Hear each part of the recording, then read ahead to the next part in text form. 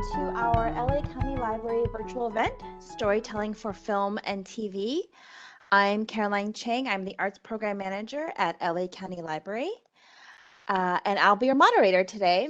And in today's program, director and producer Kimberley Browning is going to discuss the basics of writing for the screen to help turn your ideas into scripts. Let's go ahead and get started.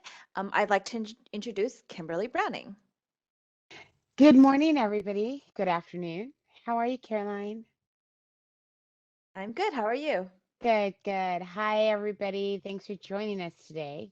So excited to talk about storytelling and taking your ideas and your inspirations and the journey of film and television and the different elements that kind of go into it. I would love to start by putting in the chat kind of what are your favorite shows? What are your favorite movies? What are you watching? What do you love these days? That'll help us get a sense in the room as I get started talking about what is the fundamental, the basics, right? Harry Potter, that's a good one. Who's your favorite character in Harry Potter? We have someone who wrote PBS Kids. PBS Kids. Wild Oh, Kratts. yeah. Wild Kratts. I love that. There's so many great characters and different storylines that are going through that. So, and it changes so often. The Office, one of my favorites. What was the other? The Last Airbender. Yeah, that's great stuff. I love it. Somebody else wrote The Expanse. Schitt's Oh, Creek. that's so good. Schitt's Creek, so good, right? And it won so many awards in the last couple of years because there's so many characters. There was somebody there you could relate to between the parents and that's the different way that everybody made decisions and what everybody wanted and kind of what we like to call a fish out of water trope. And so yeah, I love Schitt's Creek. It's really good. Awesome. Well, thanks for sharing a little bit about that. So how many people here, and in the chat you can just write I am, are starting to write for the first time and are just learning about film and TV and thinking about becoming. Hi, Andre. Awesome. We have Claudia too, also wrote I am. Okay. Hi, Claudia. Fantastic. We have we have a few more. Okay, great. Coming in. They're coming in fast and furious. So I'm going to talk about some real fundamental basics, and a lot of it's going to be vocabulary. A lot of what we're going to talk today is really fundamental ways that we and the words that we use to talk about storytelling. And Caroline's going to share after class. They're going to send you a really great resource book. So I don't want you really stressed out about trying to take a lot of notes, but us just being able to kind of have a conversation through the chat to talk. And then Caroline's going to send you all these resources, and it's got amazing websites to go to that's going to have more deeper things to read about that we're just going to kind of touch on here today in this hour. And there's great resources at the library, a lot of books that you can check out that Caroline's going to send in a document. So don't worry about trying to write down everything we say. We're going to send you a really great cheat sheet to send you on the best places to start, both at the library and online, to help you learn these elements of storytelling. So this is exciting. Yay. Awesome. So let's just start with the basics. So there's 8 elements of a story, and all the way from the different types of storytelling and the different types of formats. So the original writers in classic literature, all of the Roman and Greek traditions of storytelling that then evolved into like the impact of, say, a Shakespeare through plays, and the sonnets through Broadway and modern novels that then now evolves into film and television, which is probably, and game There's storytelling in games as well, which is kind of the modern way that most of us enjoy this process.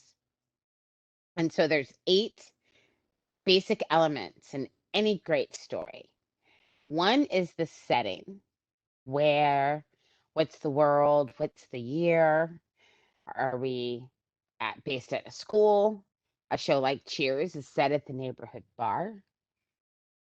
A show like Friends set at the local coffee house. What's the setting? Star Trek is, well, we all know where Star Trek is, right?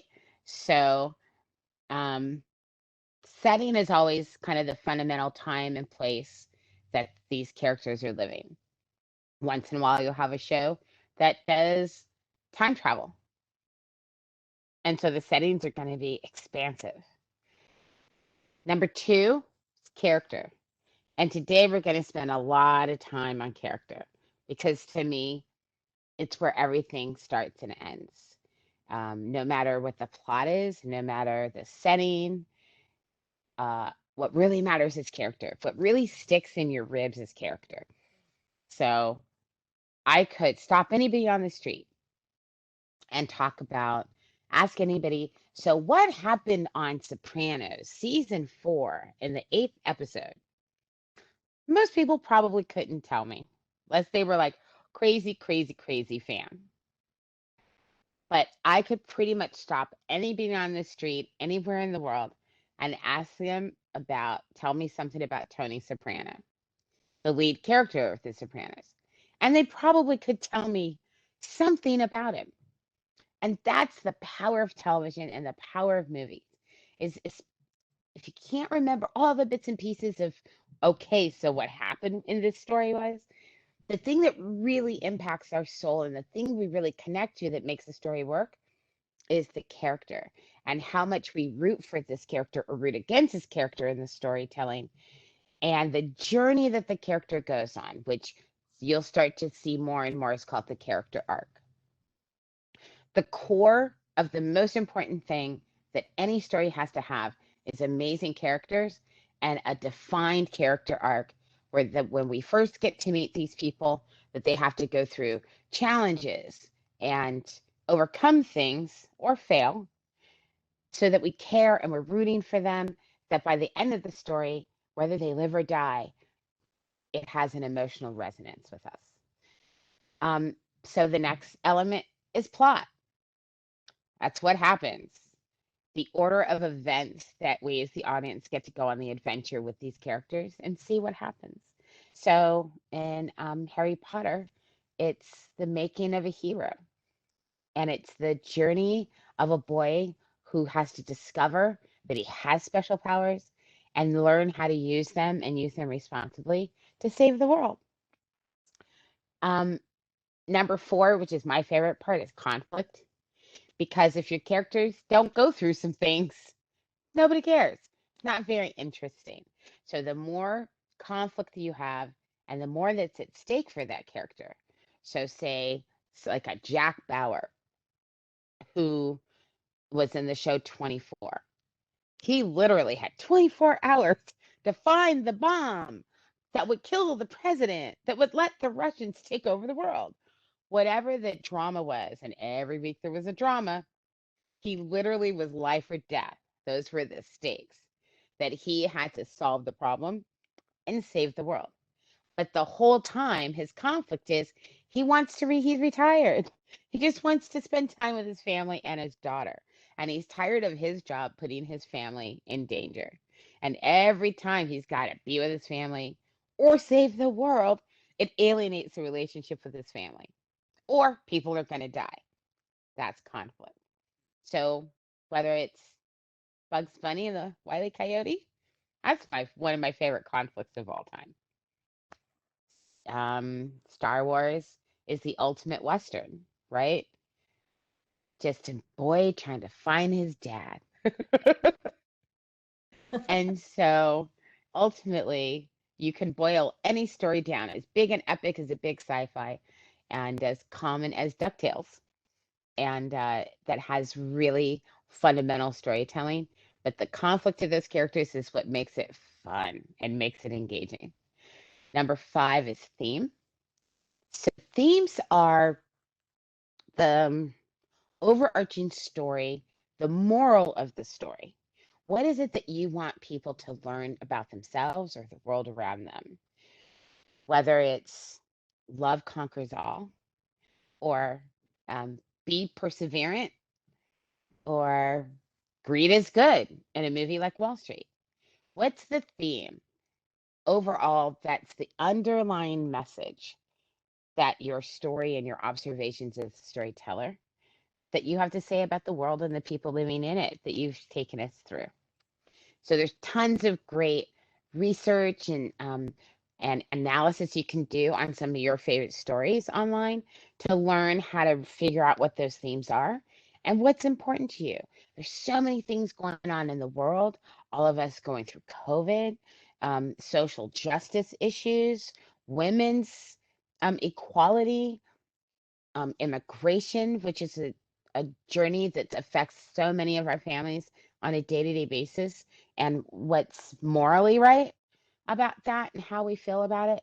All of those things bring up themes that people through film and television find ways that we can have a common expression to explore how we feel about these things.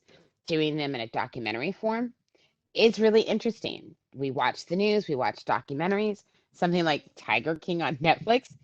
They all have great themes, but sometimes we find that the bigger impact is in the fictional world.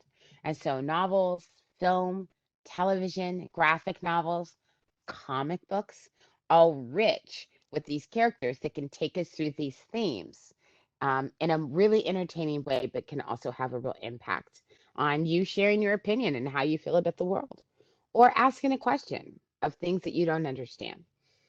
Um, this is from the old traditions of storytelling from the beginning of time. We as human beings love to tell a story. All the way back to the cave people that wrote hieroglyphics, basic images that built storytelling. We can find that this being a critical part of how we relate to each other from the time we could talk and walk. So, number 6 is your point of view. Point of view is always a really important critical element of a story, which means as the storyteller is the writer, whose point of view is this story being told? Many times you'll have several characters that you're going to get to know through the course of time in your film. But is the story being told from the point of view of the son? Is it being told from the point of view of the mother? And what's important to the mother? Is the mother the main character? Or the father? And and so figuring out what you as the author's point of view is and which of the characters kind of becomes our narrator or our main character through the story, you have all those options. There's no right way to do it. You can do it however you choose. And what's interesting in finding a point of view that is uniquely yours and how you feel about the emotions of this character and if they're going to succeed in their goals, if they're going to learn. Some people go through life and they just don't learn anything. And that's your point of view on that subject matter. So those are great, great examples of how that plays out. And anything that you watch, any TV show, any movie, you can practice starting to go through and figuring out which character's point of view is the story being told. Tone. Another word that you'll start to hear around tone is what genre is your story. Tone is the vibe, the environment. Is the visuals really dark? Is it a dark show with lots of shadows and light? Is it really bright show? A lot of television, especially comedies, are really bright and everything in the whole world is lit up. And so a lot of that establishes, is it a horror? Is it a lively comedy? Is it a dramedy? How the format of the show and the tone of the show, is it really comedic and has hard hitting issues, but it uses a comedic kind of frame? Or is it a big dystopian Mad Max after the whole humans have just obliterated each other? and people trying to survive. That's the tone of the show. And so um, there's lots of places on the internet you can find what tone the show and what you like, what's your taste, what inspires you and captivates you. Stranger Things is a great show that has a really specific tone, right? The tone of that show was actually really inspired from 80s Pulp Fiction and the kind of movies that like Spielberg was making. And so it's such an homage to the really cool, really pop culture way of telling stories that happened in the 80s. And and it's one of the best shows ever, isn't it? So much fun. And then the style of the show. And so as you get into kind of figuring out, do you want to tell your film, is it sci-fi? Is it period drama that's set in the 80s, like a Stranger Things, or something that's set during the war?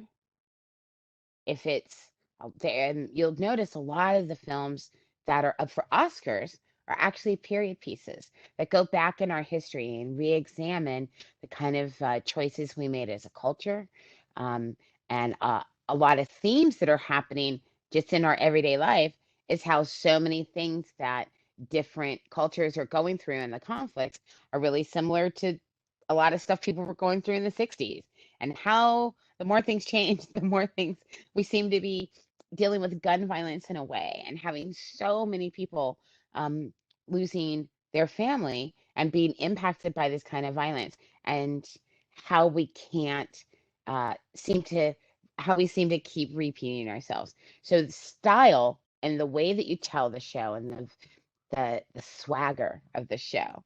Uh, if does the camera move a lot? Do the characters talk slowly? Is it a slow pace show? Is it a fast paced show?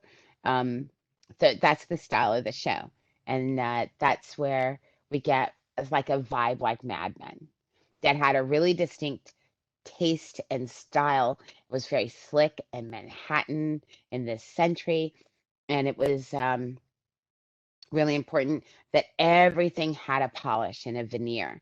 And then as you began to get to know the characters and the world and the conflict of the times and the social unrest that was rising up and how culture was about to change in a significant way in that century, but the advertising business makes everything perfect and gets you to buy things so that you can participate in this perfect world that the main character also always maintained around him, while his life and his behavior and his choices was destroying everything around him, because he had a deep dark secret that he as a man never could kind of figure out for himself, and never come to a place of peace in his heart about his poor upbringing.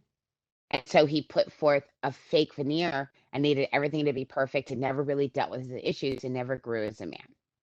That's a character journey, and all these different elements come into play to make a really great show, right? I think somebody had posted something, Caroline, but it flew across my screen. Yeah, It's just, yeah, do you want to read it? yeah, we had a separate question was, can you repeat what number one was? Because they missed it. Number one is setting. So it's time, place, what year is it? Is it on Earth? Is it with humans? Is it with animals? Is it with aliens? So the setting could be Mars, space.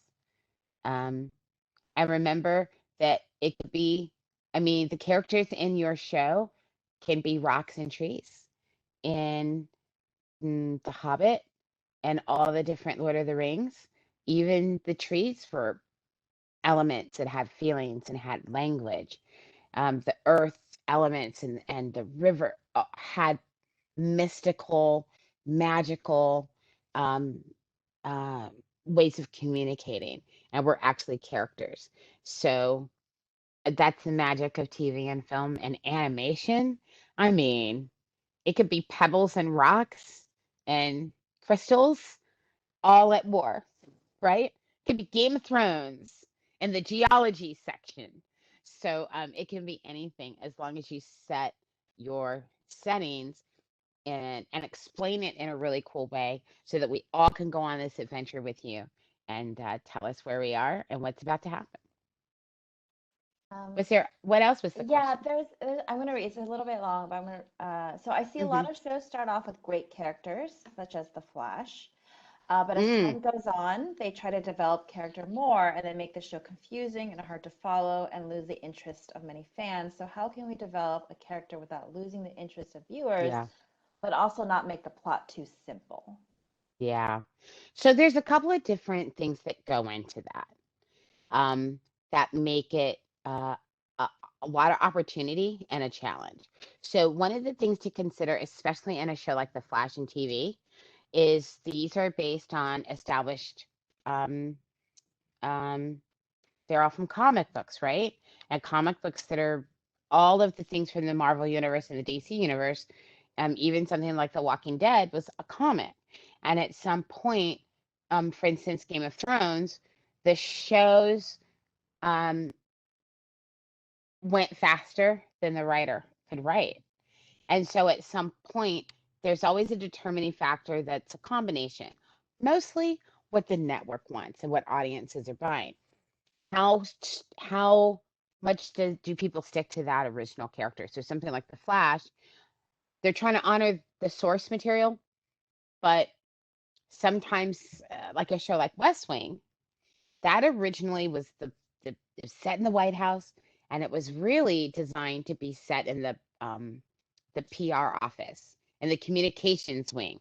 And the point of view of the show was from the Rob Lowe character. And at the time of that show, Rob Lowe was the biggest star in the world. And all the other, Martin Sheen was kind of this older character that had been out of the limelight for decades. He hadn't, and other characters in different roles that were character actors that you didn't even know the names of. It was supposed to be Rob Lowe as the star of the show. But after a couple episodes, the Martin Sheen character was so powerful and was so liked by the public that they ended up having to change the show because the fans were demanding more and more of the president.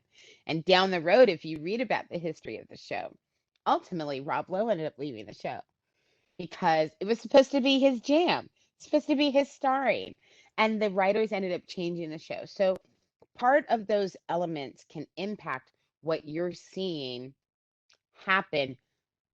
Either they run out of original content and the show kind of goes off the rails because the writers are not sticking necessarily to the spirit of the world that was originally created. In a show like 24, it was a limited series, which we see a lot more of these days. But that was one of the first limited series on network television. And it literally was just supposed to be those 24 episodes, one each hour, and it was supposed to be one and done. The show was such a hit.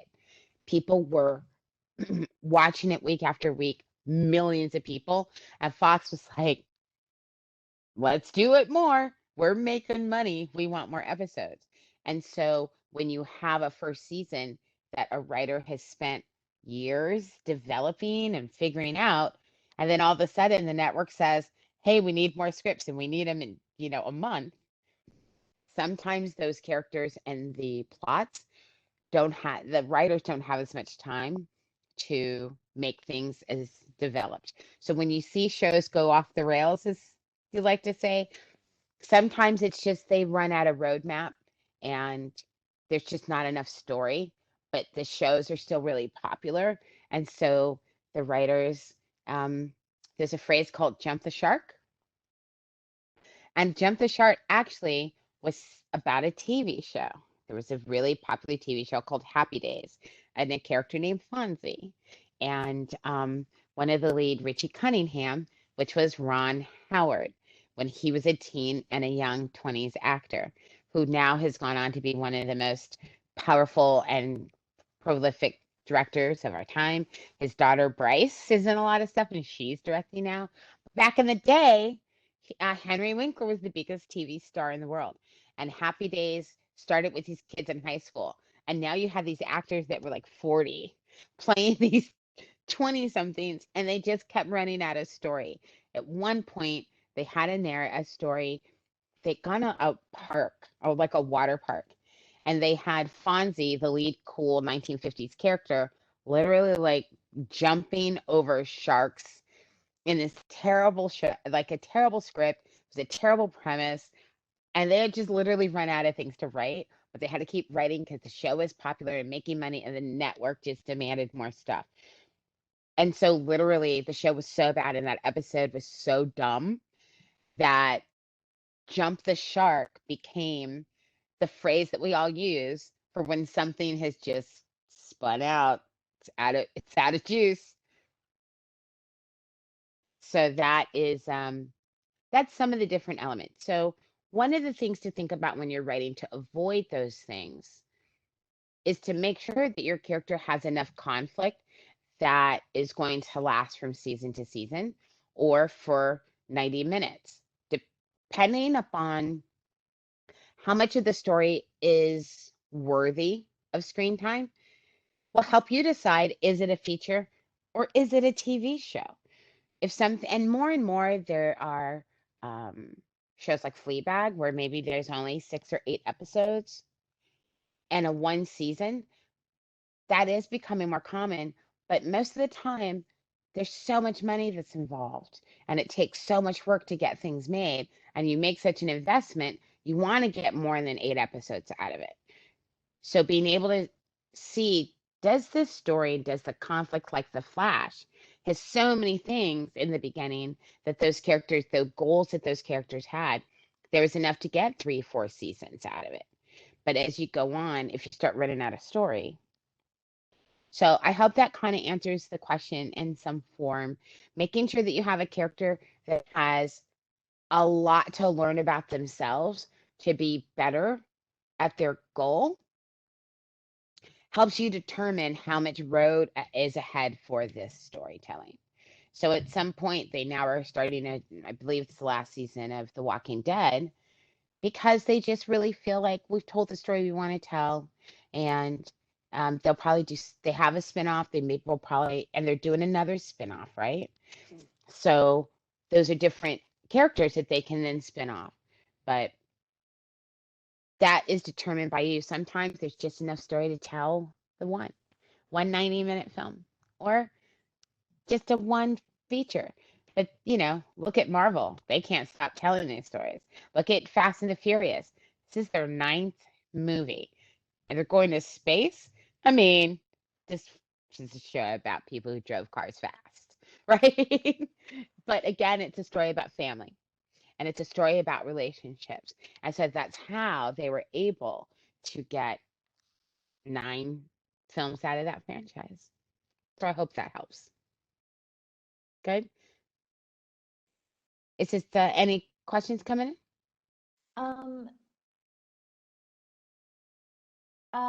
we do have someone who's just talking about kind of their experience or talking about like it might be more of like a industry kind of Mm, conversation about like Netflix mm-hmm. and deciding when to, I think, cancel a show or keep it on and how they make those decisions. Yeah, Um, uh, and particularly probably like Netflix, a little bit more complicated than say like a show on a network. Um, sure. A show but that sells subscriptions has a different value set and a different calculation than a network show that is has to sell advertising. So subscription-based platforms and streaming platforms have a lot more leeway uh, from HBO, Netflix, Amazon, Hulu, and then even uh, but ABC, NBC, Fox, and CBS have to sell advertising. And if that advertising is based upon how many eyeballs are on that show.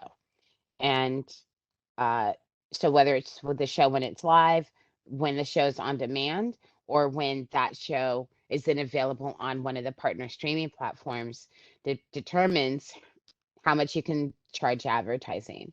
And so if a show's tanking and nobody's watching it, it's has a better shot to live longer. If it's like a great show that's a cultural show, network like HBO that's on subscriptions, if they think it's critical or it's something that's hitting pop culture, sometimes the amount of people watching it is not as relevant to them. if it's something that's in the zeitgeist, if it's something we're all talking about on Twitter or Instagram or TikToking, they'll keep that show going because it's impacting culture. ABC and Fox don't have those same um, indulgences. They need to make money, and very few networks are going to let a show um, not be able to sell advertising at the highest amount that they can. Um, so I Mm-hmm. think so we have a question about, how do you find a way to meet with a studio to pitch a show? Mm. I'm wondering, do we want to talk about like kind of the like career parts of like how to make a career out of this at the Let's end, do or that do you at the want to? end. So Okay. what I'll do now is one of the great, some of the resources that we're going to send you, and I'll just go through it. There's a chart that I sent. Caroline, did you see that? There's an email I sent that we're Yes. going to send to you. You could put that on screen and let everybody see it. We'll go through that really quickly. And The it archetype basically, one? Okay. Yeah. yeah. So now we've gone through the basic elements of a story, and now we want to focus on character because, as I said, that's where I think a show lives and breathes and captures our heart. So we're going to send you this chart of the basic archetypes, which is the basic characteristics of the main types of characters that you will see in any TV show and any movie.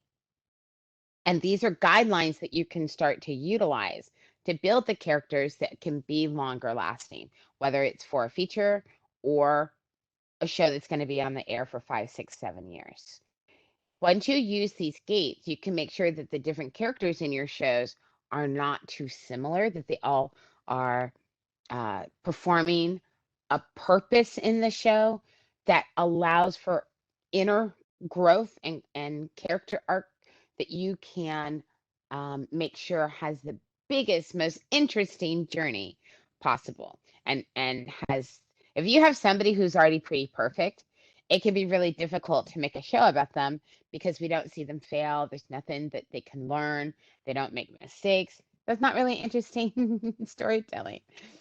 So the warrior um, is probably one of the archetypes that we see the most because the the type of stories that we normally tell in culture is based upon what's called the hero's journey. And so navigating the hero's journey means a lot of the different lead characters that you'll see in a show has some sort of characteristic of the warrior because that's more relatable to somebody who's going to save the world, right? So Stranger Things to Harry Potter to The Flash, which are some of the shows we've talked about today, those heroes all have to go through some things and all have to get over themselves or get over their own character flaws to be able to take a chance and grow and save the world. Um, and so we hope that this will be a really great resource for you to really dive into making characters that are really interesting that we haven't seen on TV 1,000 times before. And so getting to know these archetypes go all the way back to Carl Jung.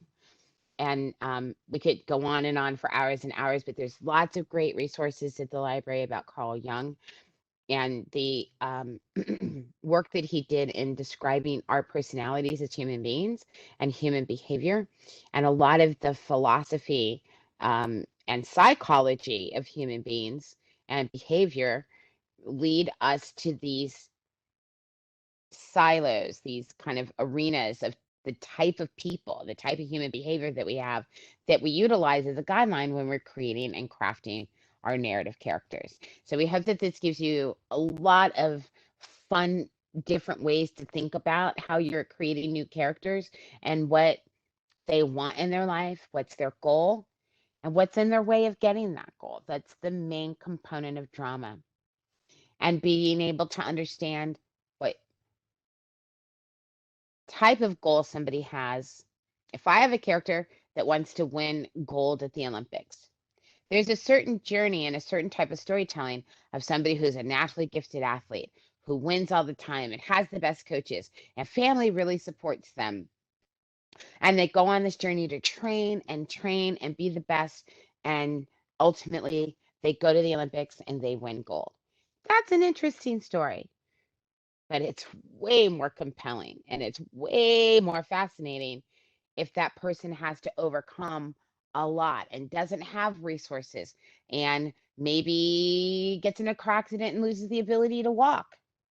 Now you've got somebody has to overcome magnificent obstacles to be able to find a way to find the internal courage and to find the physicality to heal, to learn how to be a para Olympian and get to the Olympics and win. Way more interesting story. And so uh, these different archetypes can help you start to learn how these types of characters and the way they make decisions can help you make characters that will be challenged in a way and make unexpected decisions that makes really interesting moments in film and television and makes you want to keep watching. I'm wondering, So, mhm, sorry if I could ask a question. sure. So I feel like for things like for things like, say, a Marvel movie, like a hero movie, or Harry Potter, I can probably pick out very easy like who is each of these characters. But I'm wondering Mm, maybe for something that's a little more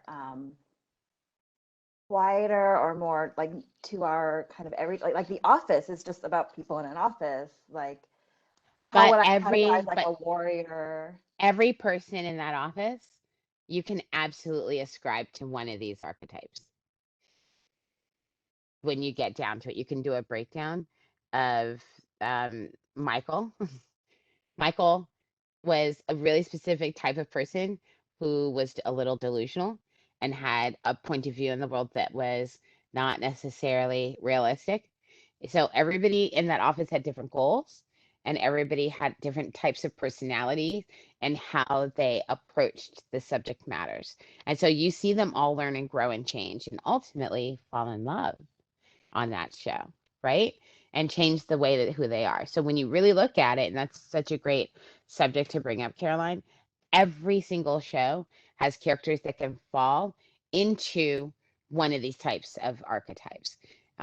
This is the beginning, but another document, once you kind of get the hang of these 12, is I'm going to send you another document that gets into how you can take different elements of some of the main and put them together to make really unique types of characters. And so once you kind of get the hang of these 12, these are the fundamentals that were established from, you know, Jung, Freud, the fundamental masters of modern psychology. There's another link that we're going to send you that actually really helps break it down to even more unique and organic characters. Bye, Laura. Thanks for coming today. Uh, which has 201 character archetypes, and so it really gets into how to really set a specific character that you can take on a really big journey. And so when you get into some of those, you'll find some really relatable ways where you can make those kind of subtle characters like you're talking about in a subtle piece really distinctive in their own way of their goals and how they choose to take a chance or not take a chance, to find love, to try to get the job, to overcome their financial needs at the time, and and coming up against their own moral compass and what's their value set. Circumstances of ambition or circumstances of financial desperation will push people to an edge to consider doing things they've never done before and changing or breaking the rules that they thought were the right way to live for their life, or to not live with any rules and try to live without the consequences of the way they make choices. When we get our characters to a place that they're coming up against these obstacles is where you get really great storytelling and really interesting scenes that you can build that are so exciting, even if they're really small period dramas with two people in a room, um, or they're really big action shows.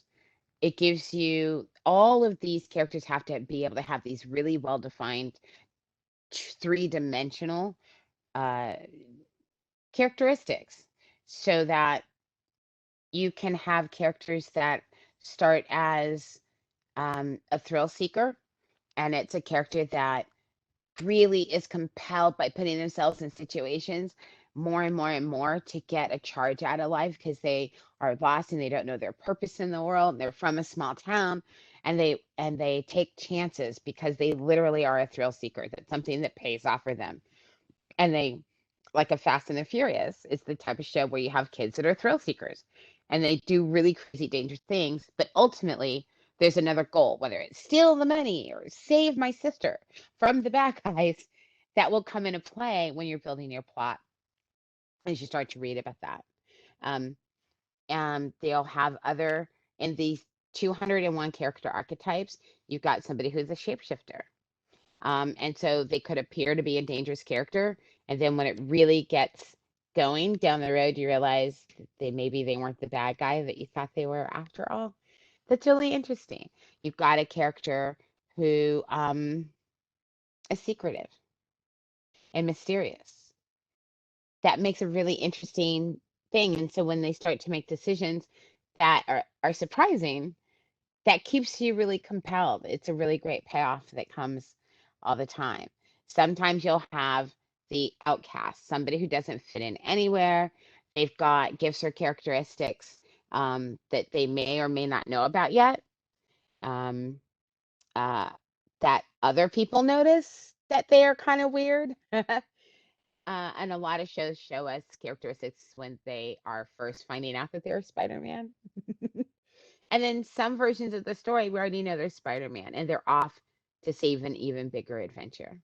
Or it's the Avengers and all these different motley outcasts have to, or ninja turtles, like group of turtles that all have these mutations come together to save the world, right? And so ultimately, those characters are all outcasts, but they also have other elements from the basic archetypes. And so that helps you build layers and build unique characters that you can put unique situations. You can come up with the Umbrella Academy. It's all these different elements. Or a show like Breaking Bad. It had somebody with cancer, somebody trying to sell drugs to make money, somebody whose family was falling apart and having a real crisis at home. These were all different elements that we had seen in other characters in film and television, but the way that they created this one character with certain personalities that we hadn't seen in that same combination was why that show was so successful and so compelling and was such a big hit. Because they took elements we'd seen from other archetypes, but they made a unique blend of it, like your own unique coffee kind of blend, that made it a hit show and millions of people watched week after week after week. Is that relating? Are people relating to that? Does that make sense? Uh, yeah, I hope so. Yeah, I think Yeah. so. I think Anna, that totally answers the question. And there's another question here, which I Mhm. think you might go into later, but what are some rookie mistakes to establishing characters? Mm. Really, honestly, the Ricky mistakes are making characters that have dialogue that are really, really predictable, that's cliche, that is common to every conversation. So every first date all has that same character, or the wife and husband are having a fight. You don't hear me. You don't pay attention to me anymore. I work hard at the office to provide for my family. Well, you don't pay any attention to me. Anything along these lines is becomes common because it happens so much. It's natural. It's a shared experience that humans have had a conversation for hundreds and hundreds of years, right? The journey as a writer is finding ways to put these situations with a different kind of twist on it so that we don't hear that same dialogue. Um, Anytime you watch Law and Order or a CSI, they have a formula, and you know in each section pretty closely what they're about to say. That's what formula television works. They make little twists, but pretty much you can predict what Olivia Benz is about to say to this character, right?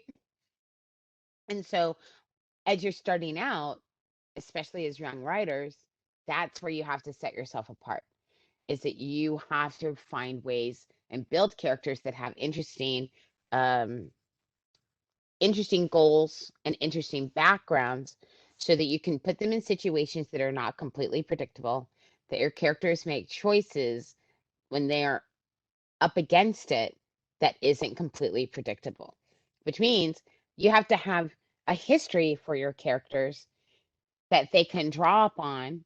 And what's their core wound? What's that thing that happened in their history, in their background, that makes them respond to situations a little bit differently?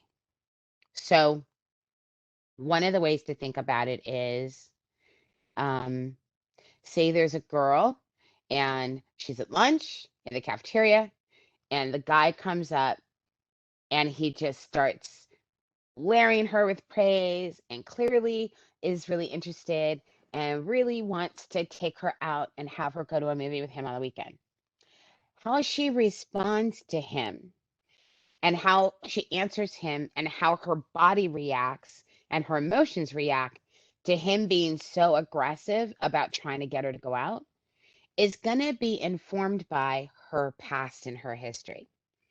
If she is a teenager that survived being assaulted by somebody when she was 8, she's going to have memories, and she walks through the world with a certain set of rules to make sure that never happens to her again. So she's going to react to somebody being aggressive in a way that she's going to feel threatened. That's going to inform that scene.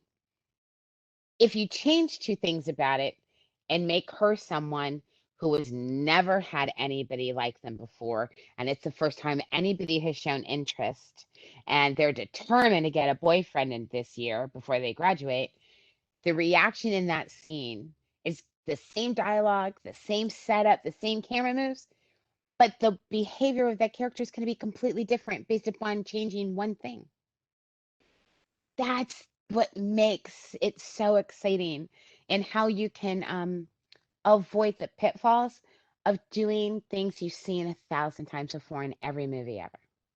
And the more that you can make really specific histories for your characters, where they come from, to and the goals of what they want, helps you write unique and original content. That's the number one thing for me.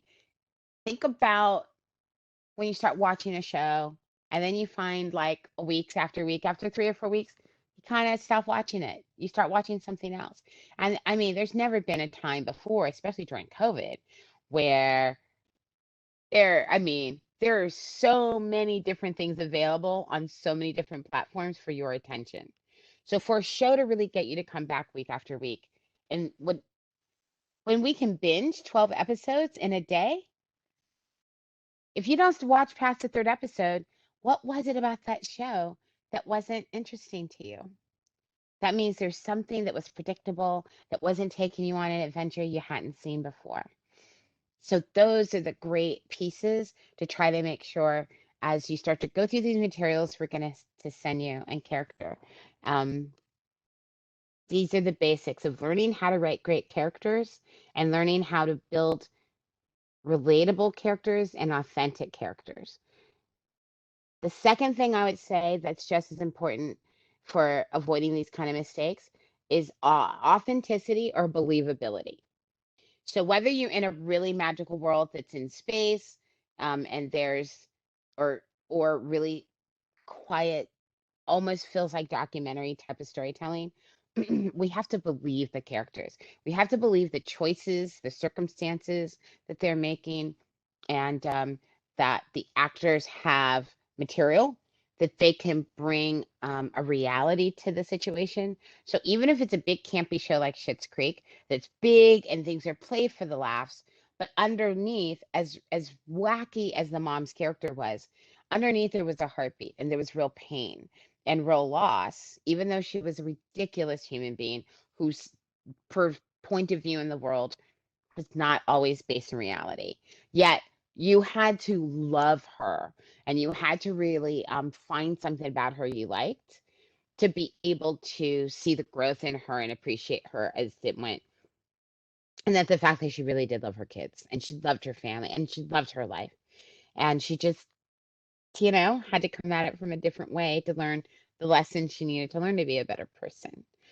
So, those are the two elements that are really, really critical, not just for avoiding common pitfalls, but to make really interesting characters so that you can write really great scripts.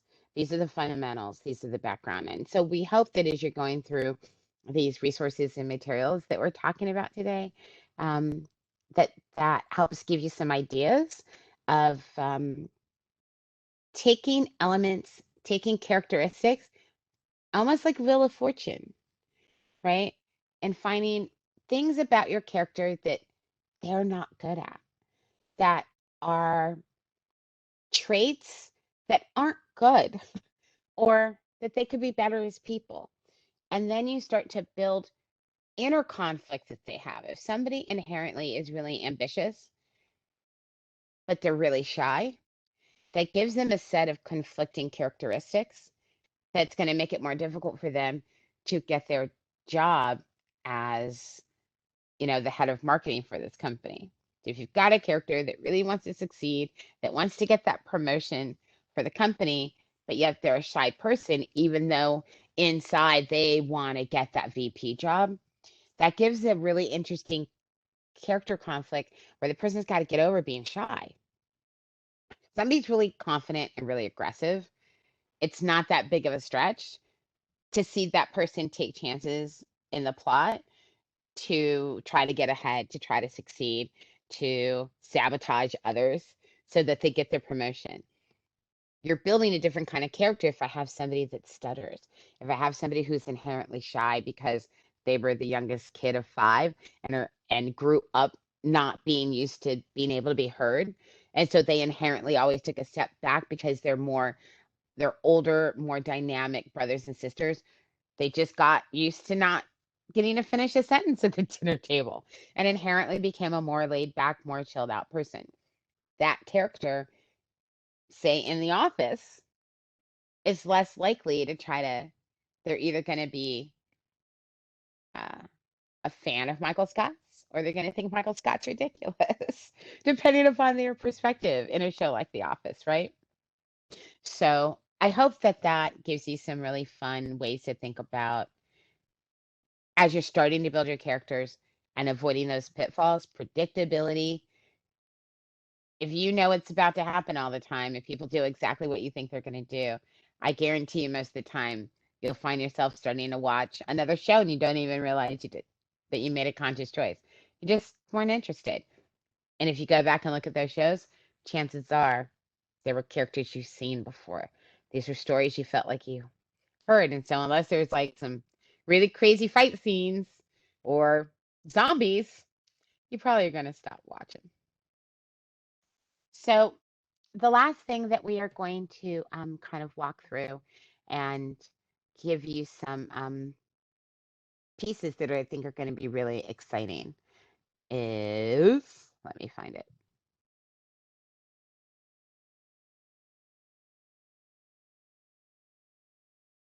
As we wrap it up, thinking about starting out as you're looking at your um, different characters, we want to talk about how we as writers, as you start to learn about how to format, some of the links that we're going to send you is to some great websites where you can download for free.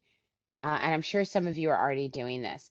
Even shows that are coming on the air and movies that just came out, there are great websites where you can download the scripts for these shows and the pilots for these shows and look at both the creative aspect, how the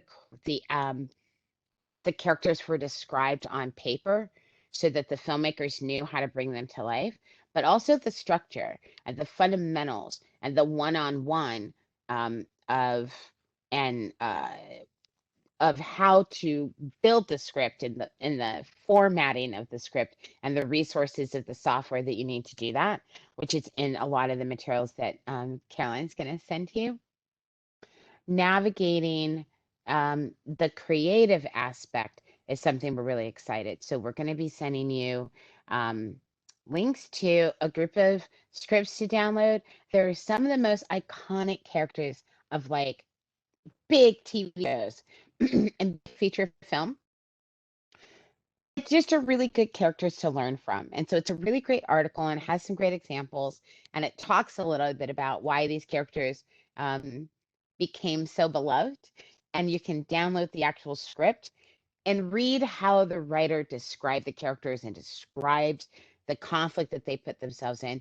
And you can also see logistically how the format laid out on paper, how they described scenes without it becoming 2 pages of description, but how you can use a sentence here and a sentence there to communicate what the filmmaking team needs to know to bring your vision on paper. And then also, how are they describing the characters so that when an actor sees it, they know which tool set to bring to have your character come to life in the way that you intended.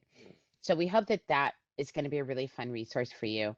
So one link is for characters that are just super iconic, kind of from the last 10 years. And then there's another link that is a bigger, fuller database for pretty much every show that you can think of. There is from The Godfather all the way to recent scripts that just came out this year. You can find the original scripts for. There's no better way to teach yourself than to read a ton of scripts from movies that you've seen and that you love, to see how they were formatted, the words that were used, the way that they were were descriptive. I like to also say, as modern storytellers and the storytellers of the next generation, it's going to be really important that you guys are carrying the torch for how to write in a more equitable way. So some of the things you'll notice in scripts from 70s and 80s is that they had a way of describing things, and they had caricatures of roles and stereotypes that we as a culture are really trying to move past. And so when you think about how you are writing your characters and introducing them in your scripts, think about that you're describing people's characteristics and not just how they look. It's really important that as you think about, why am I describing a person this way? Sarah enters the screen. She's 30s. And a lot of old ways of doing things would be just to give a physical description of the person to determine if that female character was hot or not.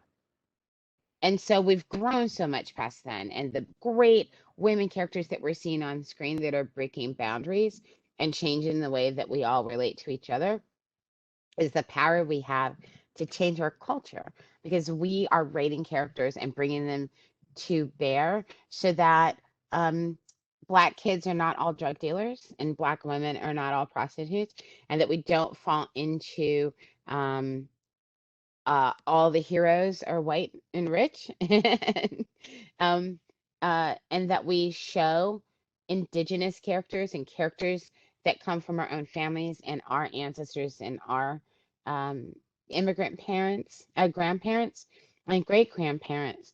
And so the way that we are changing the world can start as simply as how you're describing your characters on your page, because that's the beginning. And so, as we practice in a casting director, it's not just bringing in the same kind of characters that we see all the time, but bringing people of all shapes and colors um, to expand the way that we tell our stories and the way that we're representing ourselves and each other on screen, so we can break through a lot of the bad habits and old cultural things that have kind of held us back that we're trying to move forward. A lot of what changes culture comes through the relationships that we make with the characters we fall in love with on television. And so you hadn't seen um, the head of a hospital uh, until Shonda Rhimes wrote a character called Richard that was Black, but just happened to be the head of the hospital. And if we don't see these representations in in the way that we're sharing our stories, that's how we have the power to change the world in our writing. That's Mm, great. I, Oh, yeah. oh, sorry. A question just came in. Okay. Is there much difference in nonfiction narrative storytelling, screenplays versus more fictional? Yeah, many times when you're working in non-narrative, um, which documentary storytelling, it can be. So I'm going to set aside, say, reality TV in terms of unscripted, non-scripted shows like National Geographic shows. A lot of that's really character based, The Deadliest Catch, and it's really compelling and it feels like a drama. Um, but just let's stay with mm, non-narrative storytelling, documentary. A lot of times there's a sketch or an idea or the character that the doctor that you're following that's fighting COVID in New York hospital, the soldier that's come home from being overseas in Afghanistan for 10 years and is now suffering PTSD, and you're following that person as they go through some innovative new drug therapy and how it's impacting, or a documentary about a prisoner who gets out and has to reintegrate with his family and find a job and try to avoid recidivism. So many times the journey of that story writing happens as life is happening and you're filming people. Sometimes in non-narrative, you're following these people for 2, 3 years. Sometimes it's 3 days in the ER, right? Um, and that your entire film or television episode comes from a day with a cop or um, one incident and covering the women's march and women's day, depending upon the scope and the scale of the story that you're trying to tell and the characters that we're learning about and their goals. If you're go back to the Olympics, if you're following a character in a non-narrative that's training for the Olympics and has a goal of the Olympics, are you telling me the story just of the trials, like the person getting to the trials and what happens in their journey and the courage that they have to find to overcome to make it, to try to make the Olympic team? Or are you telling me a story of somebody from high school who aspired to be on the Olympic soccer team and everything, the injuries in high school, and do I go to college or are you telling 3 or 4 years of this person's life? So many times you'll have a script to, to think about or a historical things that people have already done and you're now researching, getting people to talk about things that have happened in the past. But again, depending upon what you get, might be things that are discovered that you didn't anticipate. So a lot of the writing doesn't happen to the end because sometimes the edit process in non-narrative is the writing process. And you have to make sure and be open to it, even if you're going in saying, I'm going to tell a story about um, the first Latino senator in California. That history just happened, right? There's never been a Mexican senator before from the state of California, which seems insane since this was Mexico. And we have such a vibrant, multi generational mm, family that were here way before anybody else. But what an interesting journey Mr. Padilla has been on as somebody who's been in public service for so long and now has made history. So a lot of what happens to him and the story you're telling about him um, seems like it'd be pretty baked in your original script and the questions that you're asking him. But you might interview his sister and find out something that happened to him when he was in high school, or find out things and trials and tribulations he went through that you didn't expect. And that's really interesting and rich and shows all the conflict that he had to overcome to become such a somebody who is in such a powerful position or has broken such an amazing historical glass ceiling. And your script will change as your interviews change and as your filming changes. So that's the main difference. And between approaching non-narrative storytelling and documentary storytelling. Um, Is Thank that you for, helpful? Does that make sense?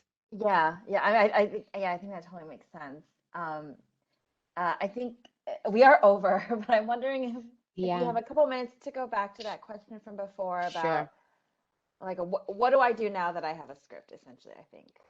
Oh, yes. Okay.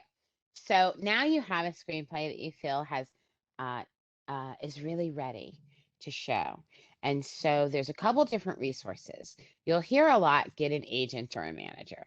And that really is the goal. But when you're starting out, that's not necessarily going to be a magical thing to do, where you're just going to be able to call up endeavor or CAA, get an agent. Um, so depending upon where you are in school, if you're in high school, if you are at a school that has a video department or an arts department, talking to those teachers, there are screenplay competitions that you can enter, and there are some that are focused for teens and for high schoolers. There is um, a a website called filmfreeway.com.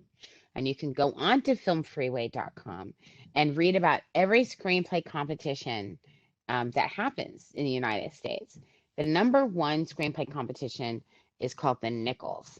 And the Nichols is run by the Academy for the Oscars that's coming up next weekend. And there are Student Academy Awards for people at the college level. And so for those of you who are high school, um, or doing home study, there are journeys to go into some of the competitions to see if your script is competitive. Another thing to do to start to get your film out there is to go to local film festivals. All the people who make film, and we live in LA, which means you live down the street, you go to church, you go to the same grocery store as somebody who works in this business. It's the amazing thing about working here and you don't even know it. So being able to go to film festivals, whether you live at Riverside, Irvine, LA, there are film festivals. And what's happening during COVID, all these film festivals are happening online.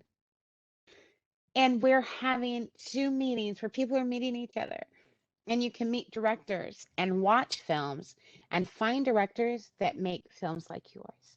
Who are the people who are um, um, winning awards? Who are the people who are getting into the Valley Film Festival that will be coming up? Uh, Pan African Film Festival just happened here in LA, and it's all online now. And you can go and see and read about the films and whose films descriptions sound like the kind of script that you might make. Who was the right director? So sometimes finding an up and coming director who can get really excited about your script can help build a team and build momentum around your story. If you are near a local LACC, any UC school, all have Santa Monica City College, all have film departments. And sometimes you can approach people in those um, schools because they're all looking for great scripts to make and have resources to be able to make your scripts in college. If you, Chapman, USC, a lot of people direct what they write, but a lot of directors want other people to write their material. And so these are different ways, in addition to the general steps of developing your script and sending it around and trying to get people to read it and getting producers to read it. Um, a lot of people who are at a higher level that make things that get on television are not going to take your unsolicited submission. That means you can't as a writer just send something to me, because as a producer, if you send me something and then I happen to make a film and there's a character that has the same name as somebody in your screenplay, and then you're going to say, there's some people out there who'll be like, hey, you had a guy in a coffee shop playing guitar. That's my life story. I'm going to sue you. So, generally speaking, one of the barriers that can be frustrating is when you see that unsolicited. So, some of these ways are how you can start to build the relationships around you, your screenwriting career, and starting to build your creative team so that as you build your body of work, so that there's a manager or a writing manager, a lit manager who can come on and start building your team and help you find an agent, finding directors and producers that love the way you write. There's so many high school filmmakers across the country. Go to youngarts.org and start to read about some of the high school filmmakers that just are in their junior and senior years this year. They all are on Twitter, they're all on Instagram. Hit them up. All of the Young Arts finalists from the last couple of years are all on that website, and you can find them on Twitter. Some of them are just starting to go to Tisch and USC and reach out. Be like, hey, I was in class with Kimberly. She told me to reach out to you. Will you read my screenplay? Starting to build those kind of direct relationships with people that are making short films and are making videos on the internet that you think are really groovy, and go to what like these film festivals that are free on the internet right now, are fantastic ways to find filmmakers that are around your age or in your topics that are in your vibe and your genre, your style. They make mysteries or thrillers or horror films or comedies. So you can start building your creative relationships of finding the kind of people that can bring your show to life. And so those are different ways to start building up so that then you can start meeting agents and managers. When you go to a lot of the film festivals online, many times they'll have panels. And in those panels are Zoom rooms or rooms like this where agents and managers are speaking, and you can start to get to know their names. Another thing, make a list of the 10 shows that are on the air that you love. Then go to a website called IMDb. And on IMDb, you can start to learn the names of the people who are making the shows that you love. And because of the internet being the amazing place, a lot of those people are on Instagram and on Twitter. And although who goes on Facebook these days? But a lot of older people in the film business are still on Facebook. And you can email them directly or tweet them directly. Being able to get that, maybe you'll email 20, 30 people. All you need is one person to email you back, right? So starting that process of learning who are the people that make the things that you think would be the perfect voices for the way that you write and the kind of characters. Finding writing mentors that write the shows that are on their second or third show, saying, I'm a young screenwriter, I'm just starting out, and I would love to be mentored by you. Finding online, one of the resources that I send over on that website is online screenwriting classes. And some are maybe cost prohibitive, but there are some that are really affordable. And especially in this day and age right now, there's so many resources online that are available to us because of these special, extraordinary circumstances. So taking advantage of this time and being able to find affordable or free writing groups, writing classes online so you can practice and develop your skill set so you can get to a stage where you're writing scripts at the level that you can start to shop them and get them to producers like me who make television or make feature film. But really knowing, like, if you know what I make and what I like and what I work on, then you can email and say, hey, I'm working on a script. Would you be willing to read it and give me notes? Then I can say, and only tell me one sentence. Don't send a whole paragraph to somebody about your show. What's that one sentence that describes your character, what their goal is, and who's in their way of getting it? Something really simple, right? Star Wars is a story about a guy that goes off to try to find his dad. So save the world.